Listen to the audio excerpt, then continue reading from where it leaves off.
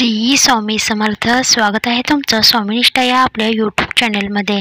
स्वामी कृपेने तुमचा आजचा दिवस शुभ जावो व तुमच्या मनातील सर्व चांगल्या इच्छा पूर्ण होवोत ही स्वामींचरणी प्रार्थना करते आणि आजच्या या व्हिडिओला सुरुवात करते. 28 सप्टेंबरला इंदिरा एकादशीचे व्रत केले जाणार आहे. भाद्रपद महिन्यातील कृष्ण पक्षातील एकादशी तिथीला इंदिरा एकादशीचे व्रत केले जाते. धार्मिक मान्यतेनुसार जो व्यक्ती इंदिरा एकादशीचे व्रत करून भगवान विष्णूंची पूजा करतो त्याच्या पितरांना मोक्ष प्राप्त होतो. पितरांना संतुष्ट करण्यासाठी आणि मोक्ष मिळवण्यासाठी इंदिरा एकादशीचे व्रत करायला हवे.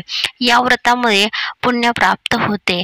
त्याचप्रमाणे या दिवशी या इंदिरा एकादशीची कथा ऐकण्याला सुद्धा अनन्यसाधारण असे महत्त्व प्राप्त झालेले आहे.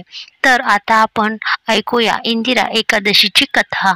इंदिरा एकादशीची कथा. धार्मिक मान्यतेनुसार एकदा युधिष्ठिराने श्रीकृष्णाला पितृपक्षामध्ये येणाऱ्या एकादशीचे महत्त्व सांगण्यास सांगितले. त्यावर भगवान श्रीकृष्ण म्हणाले की पापांचा नाश करणारी आणि पितरांना मोक्षप्राप्ती मिळवून देणारी एकादशीची तिथी म्हणजे इंदिरा एकादशी होय. जो कोणताही व्यक्ती इंदिरा एकादशीच्या दिवशी कथा वाचतो किंवा ऐकतो त्याला अनेक जन्मांचे पुण्य लाभते. सत्ययुगात महिष्मती नगरावर राजा इंद्रसेनाचे राज्य होते. त्याचे राज्य सर्व सुखसुविधांनी भरलेले होते. राज्यामध्ये कसलीच कमतरता नव्हती. एके दिवशी काय झाले, नारद मुनी इंद्रसेनाच्या दरबारामध्ये हजर झाले. देवर्षींना पाहून राजाने त्यांचा मानसन्मान केला आणि त्यांना येण्याचे कारण विचारले. त्यावर नारद मुनी म्हणाले की मी यमलोकात गेले होते.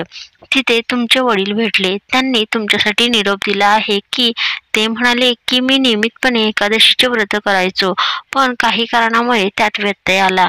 त्यामुळे यमराजाच्या यमलोकात मला राहावे लागत आहे. जर माझ्या मुलाने इंदिरा एकादशीचे व्रत केले तर मला मोक्ष प्राप्ती होऊ शकते. हे ऐकून राजाने नारद मुनींच्या एकादशीच्या व्रताची संपूर्ण पद्धत सांगण्यास सांगितली. नारद मुनी म्हणाले, इंदिरा एकादशीच्या दिवशी स्नान करून पितरांचे तर्पण श्राद्ध वगैरे करा. त्या ठिकाणी शालिग्रामाची मूर्ती अवश्य ठेवावी. त्यानंतर ब्राह्मण भोजन अर्पण करून दान करा. तसेच यातील काही अन्न गायीला खाऊ घाला. यानंतर फुले, धूप, दीप, नैवेद्य, फळे इत्यादींनी पूजा करा. रात्री पारायण करून दुसऱ्या दिवशी व्रत सोडा. नारद मुनींनी राजाला सांगितले की इंदिरा एकादशीचे व्रत विधीनुसार केल्यास तुझ्या पित्याला अधोगतीपासून मुक्ती मिळेल, तसेच मोक्षप्राप्ती देखील होईल.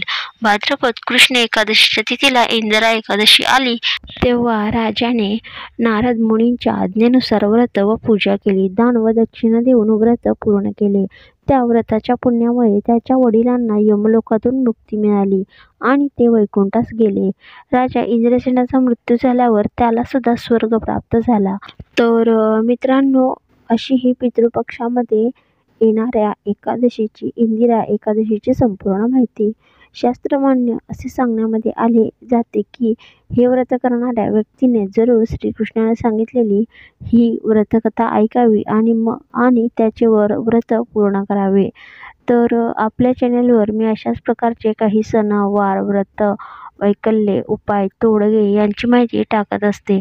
तर अशाच प्रकारच्या नवनवीन व्हिडिओसाठी चॅनलला सबस्क्राईब करा.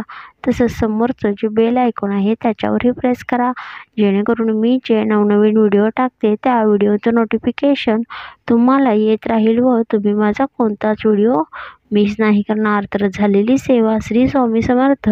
महाराजांची चरणी रुजू. श्री स्वामी समर्थ.